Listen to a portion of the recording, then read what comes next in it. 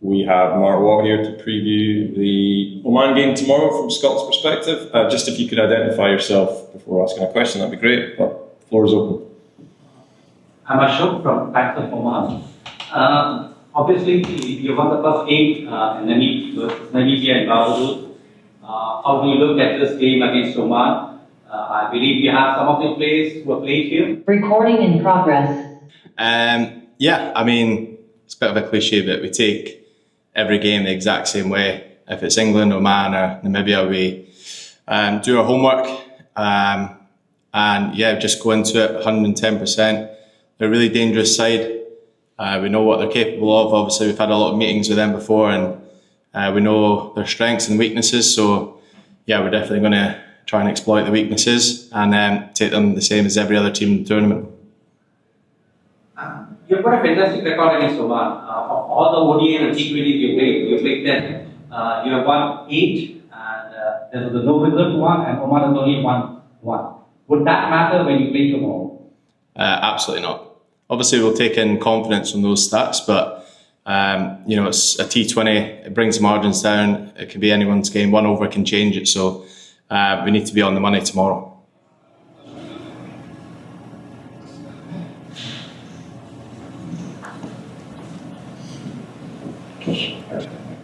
Mark, first game here in the tournament, what do you make of conditions and particularly the breeze? A lot's been made of the breeze in Barbados. Obviously it was more of a breeze, it was a howling gale. But what do you make of conditions and how they're going to affect tomorrow's game? Yeah, it's the first thing we looked at today when we came out the changing rooms was how strong is the breeze and what way is it going and what's the small boundary and all those kind of things. So yeah, we need to take it into consideration. I think Richie's dealt with the wind really well with bowlers in each ends and it's definitely in our plans when we're bowling the nets, having, pretending that there's a strong breeze going across the nets, like to replicate the centre wicket. So it's definitely in all our plans and all our minds. But yeah, it's just making sure that you're trying to get hit into the wind and then at the other end, just trying not to get hit up in the air. So that's kind of the way we see it. What about the expectation around the team? Obviously, the way you performed in the Cricket World Cup qualifier last year, the way you started this tournament, does the weight of expectation affect you at all? The fact that people are now looking at you and thinking, these guys are going to do something? No, I don't think so. I think we feel like we've let ourselves down a little bit in the World Cups previously. So I think we've kind of put full expectations on ourselves to do better than we have done in the past couple. So it's all about just making ourselves proud, making the country proud and just going out there and giving it 110%.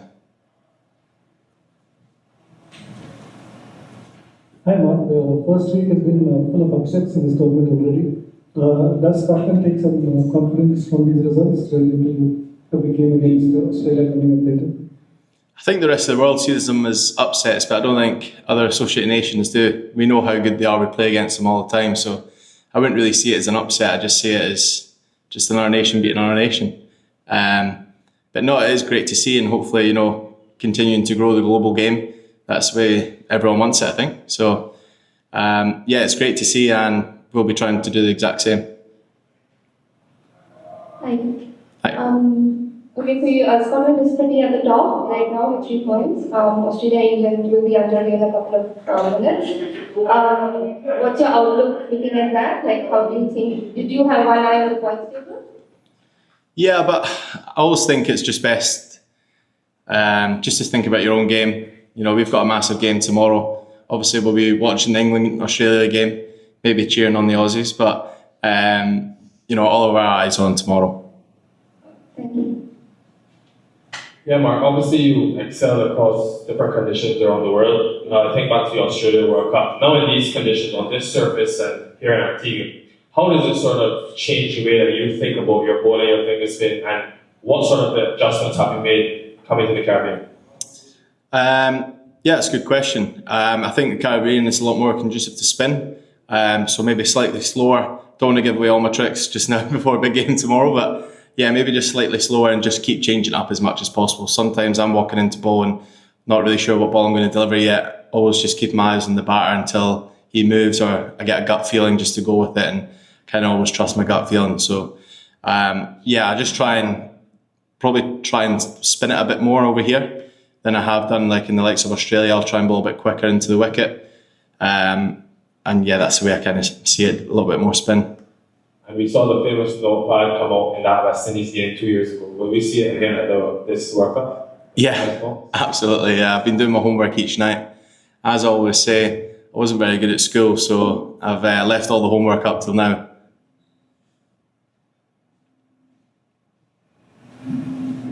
Good afternoon. I don't know if this question was asked in any way.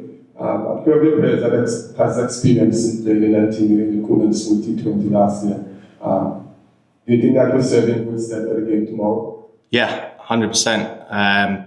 A lot of the boys came over here for a month, I think it was, so they're definitely used to the conditions. I've chatted to the boys a lot about what it's like to bowl spin here, what's it like with the wind, and just local knowledge, and they seem to know a lot about the wickets here. So I think that was a really great experience for our guys, not just to be out there playing cricket, but to experience different conditions for exactly times like this where it's pretty critical and it comes down to a must-win game.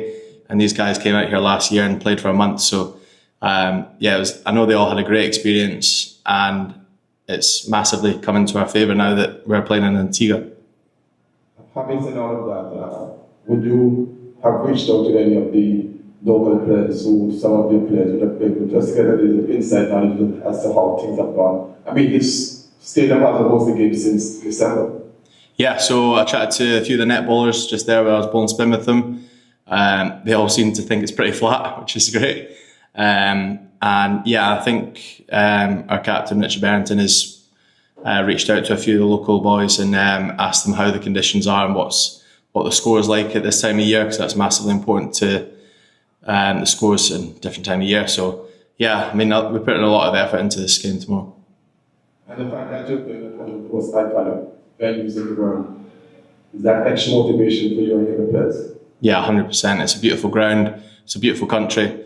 Very lucky to be here, and yeah, really excited to put my foot over the grass tomorrow.